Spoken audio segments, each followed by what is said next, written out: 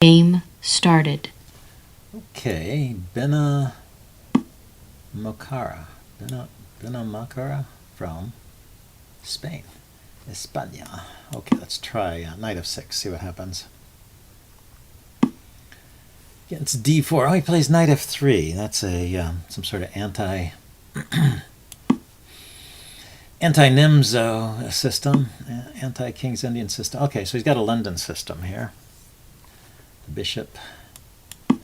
So I've already committed to knight f6 and pawn to d5. I guess I could have played c5 there, but my idea here is just to trade off that bishop. So I'm going to play bishop to d6. Now, this may look weird that this is my good bishop in this pawn structure, and this is his bad bishop.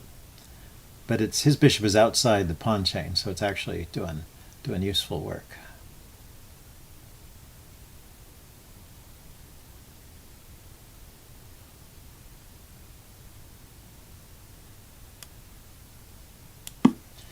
Okay, I couldn't. Well, I could have. I could have played the other knight to d7, but I couldn't take because the pawn take would be forking. I guess I want to capture with the queen, so I can take back here with the queen. So this position, I have a bad bishop and he has a good bishop, but it's not so awful.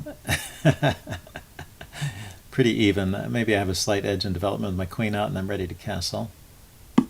And I'm going to develop my bishop over here with moves like bishop b7 and pawn to c5, and when the center opens up, this will be a good bishop. So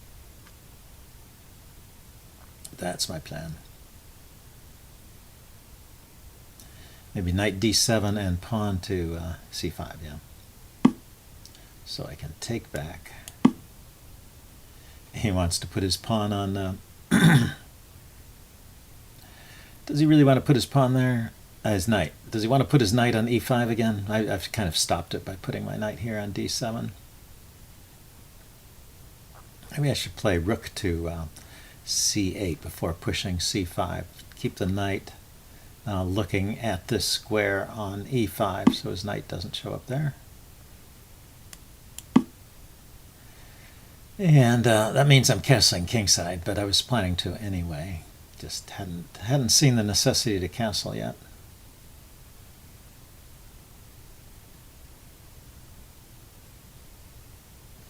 But if c5 pawn takes, rook takes, then this pawn is mobilized to push, and I can free up the bishop. And if the knight occupies the d4 square, I have the idea of e5 to push it away.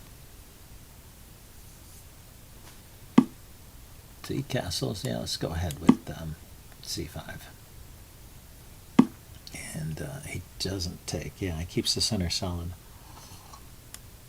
Okay, let's castle now. I'm going to play e5 next. I need to bust up the center somehow, otherwise this bishop will have no useful purpose. So pawns on e5 and c5.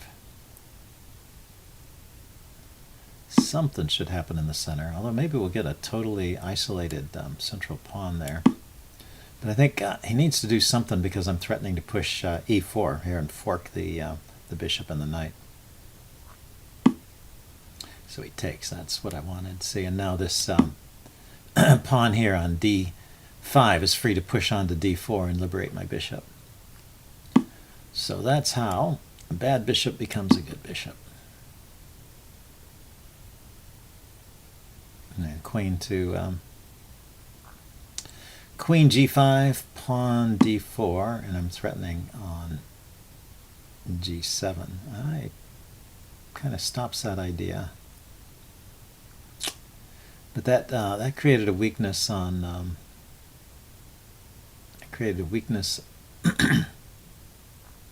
e6. So let's attack that.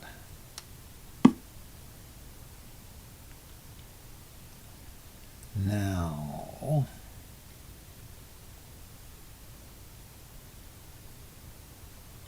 let's triple.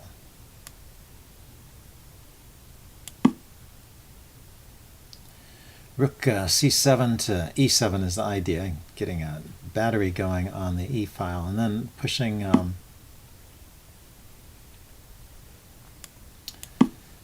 pushing to d5 here. So he is trying to open up the a file. He doesn't have a good square he can go to. The bishop is protected here by the rook. Ah, that's good. He attacks my rook.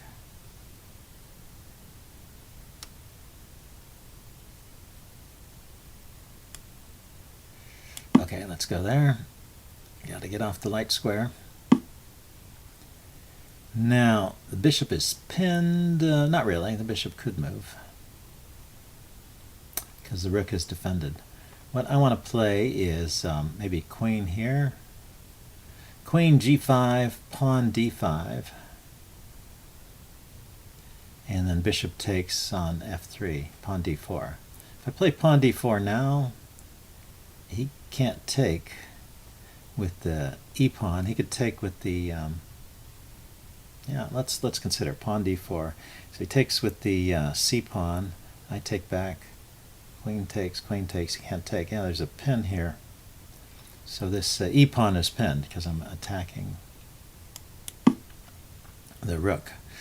So if he doesn't take the pawn, then, well, actually there's a pin on my rook too. I'm not threatening to take either. It's interesting.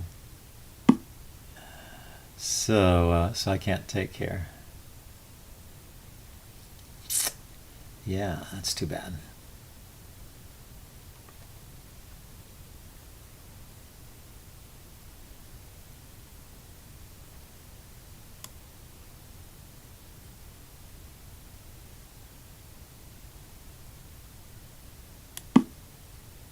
Okay, defending the rook, but he can trade queens, threatening to trade queens. So he needs to back off or take. And anyway, after the queens are off, then I can take on c3 at least. Might not have been the best move, actually. Because after he trades, the rook's not defended. Okay, so the rook is defended. The bishop is free to move. And here, I can take here. That's what I wanted to do. Open up this file. And now... yeah, he didn't play this in the best possible way because now I have this move, right? He can interpose with the rook.